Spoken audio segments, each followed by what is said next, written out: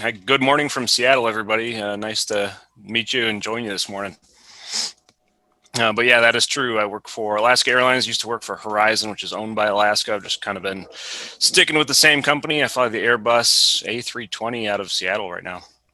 So, can you tell the kids how did you become interested in aviation, and what is the process that you took to becoming a pilot? Well, that's a great question, and there's many ways to do it. Mine is maybe typical. It's hard to say, but I was surrounded by it from a kid, from being a kid onward. My mom used to work for Delta back in the day, just as a reservation agent. So we used to fly around, see family, go down to Florida in the wintertime. My grandfather was in World War II, flying B-29s. And my uncle also works for the airlines in a different role as well, computer programming. So I just kind of was encompassed by it from early on. So the interest was high. And I think from the earliest stages, if I can share, I'll try to share with you guys here if this is working right, but you think you guys will get a laugh out of this one here. Oh, wow. Yeah, no, it dates myself just a little bit, but there I am, fourth or fifth grade science fair, hardly a scientific experiment, but as you can see, it was kind of from early on, just the interest was there, and one thing led to another, and yeah, a lot of hard work and training. I went the civilian route, so everything I did was through university or flight school, and Theresa was a big part of that for me as well. So we'll go ahead and introduce Theresa because we don't want to take too much of your guys' time. So this is Captain Theresa Whiting, and from my understanding, Captain Theresa was John's teacher. So At one point, yeah. So I went to college to learn aviation. I wanted to be a pilot since I was 11, and then I went to college where there was an aviation program, and then I became a flight instructor for 12 years, where I taught other people how to fly. It was a little bit like being a driving instructor, and I didn't teach John everything he knows, but I did teach him briefly to help him finish up his license to become a flight instructor. So mm-hmm. that was awesome, John. And then Yeah. John, my company hired John, and John and I were coworkers, and we worked together. So it was some good years, some hard years. We worked very hard. Yes, we did. But then after that, we both went on to become regional airline pilots. The regional airlines are the smaller airlines. I still work at a regional airline, and then John actually works at a major airline, which is like the higher step up. So. can you tell the students a little bit about, because we learned about John's background and his trajectory in becoming a pilot. What was your trajectory becoming a pilot? Well, I wanted to do it since I was 11, and I was at an aviation museum with my dad and my brother, and someone had told me that if you have to work for a living, you should do something fun, like you should do something you enjoy. And so as an 11-year-old, I was smart enough to know that I had to find something like good for when I grew up. So I was at an aviation museum, and I just decided, well, that's it. Like you can make money as a pilot and you can have fun. So then when I was in high school, I had a friend who was already taking flight lessons, and she told me about different college programs to look at. And I had very little money, but I was able to get scholarships to go to college and then to get aviation scholarships. I got a big scholarship from Delta Airlines. So, and then I became a flight instructor, which is very common to teach other people. It's almost like a long internship. And I used to manage a flight school. I basically did all the business for that, and then eventually I got to the airlines, which is a lot of fun. I've been at the airlines for almost 4 years now. So we had our student who had requested initially for a pilot. She was curious about being a female in aviation. Mm-hmm. What is that like? What has your experience been like? It is weird because I am in the minority. For airline pilots, it's around 5 or 6% of women, and there are little things that sometimes happen. Sometimes passengers come up and they look at me with like a startled expression, like they don't want to fly with me and that kind of thing. But I also get a lot of people who are really happy to see me, and people will shake my hand. I've seen people almost crying because they were so happy to see me. Like, so for a lot of people, I'm a hero, and some people get really offended when they see me. But I'm kind of happy that I'm making a difference, and I've had to learn how to say, you know what, I'm doing something good, and I'm not going to worry too much about what people think. I'm just going to do it. So. And it's a really good career. Once you get, it's a very difficult career to get started, but at the end there's good pay. It just takes a long time to get there. That's awesome. Do you guys mind if we go into some student questions? Not at all. All right. So we have a question from Rafael. I believe Rafael is in Spain. You should be able to unmute. You had a great question. Go ahead and ask. How can you land with ice on the ground? To learn with what? He wanted to know, how can you land when there's ice on the ground? Like, what are the procedures? Mm. Ooh, do you want that one? Or I'll do that one. You Hey, can you do take that one. one, Theresa. I'll give you that Okay. one. Well, truthfully, we're very good about clearing the ice off the ground. Every airport has a lot of snow plows, snow brushes, that kind of thing. So they clear the snow and the ice off.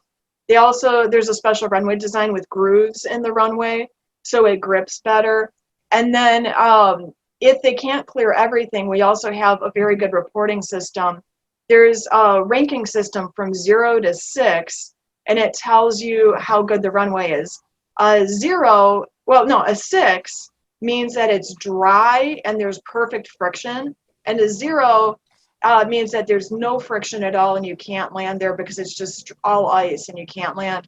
So if it's a 5 or a 3, then we know how to prepare for it. So we actually have a measurement for how slippery the runway is. Wow, that is very interesting. And it's weird, like, I feel like anytime I fly after this, I'm never going to look at it the same way ever again. We have a question from Kamalpreet in Italy.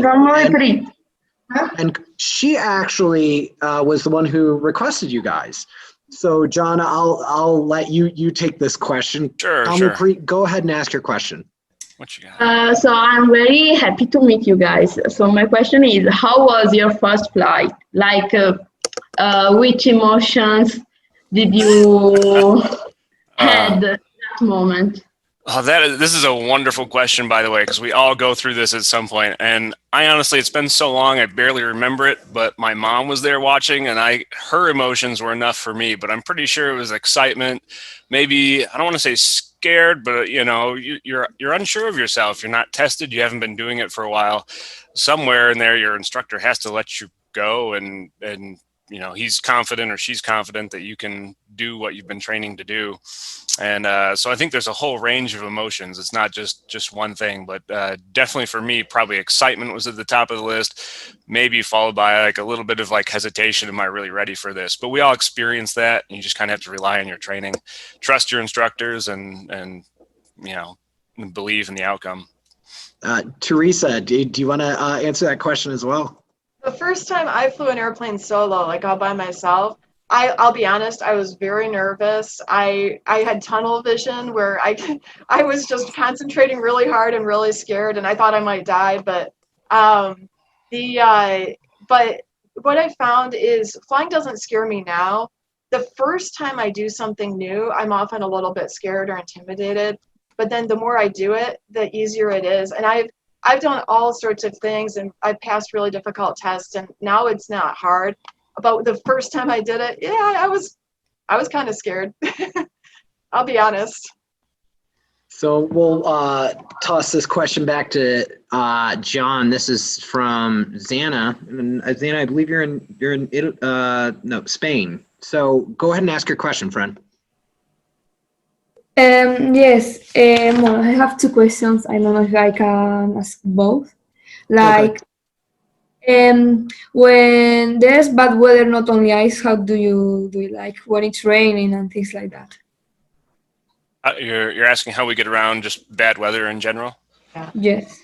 Okay.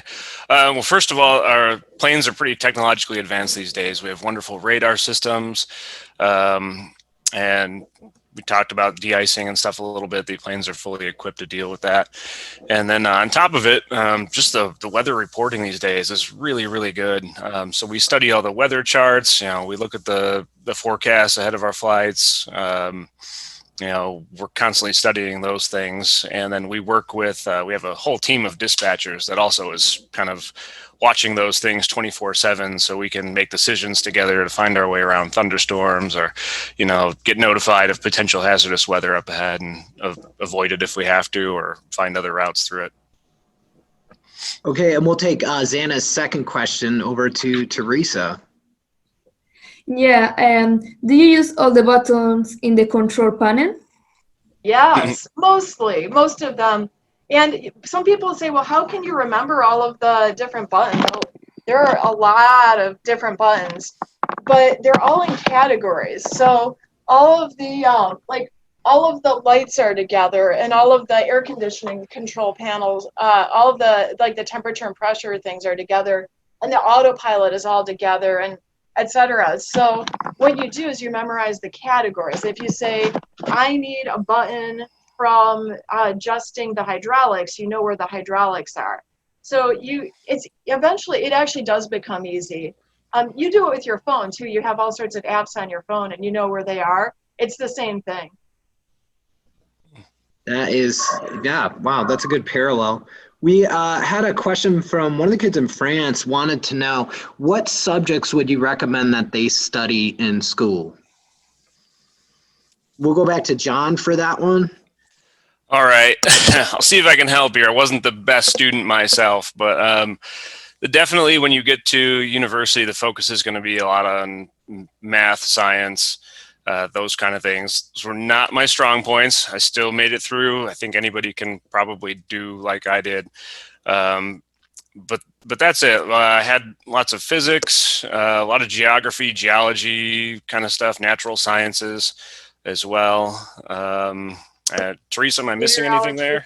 We had to take meteorology. Oh yeah, lots of meteorology, and then aviation specific classes. Like I have an aviation flight science degree, so everything was very specifically tailored for me at the college level for flying.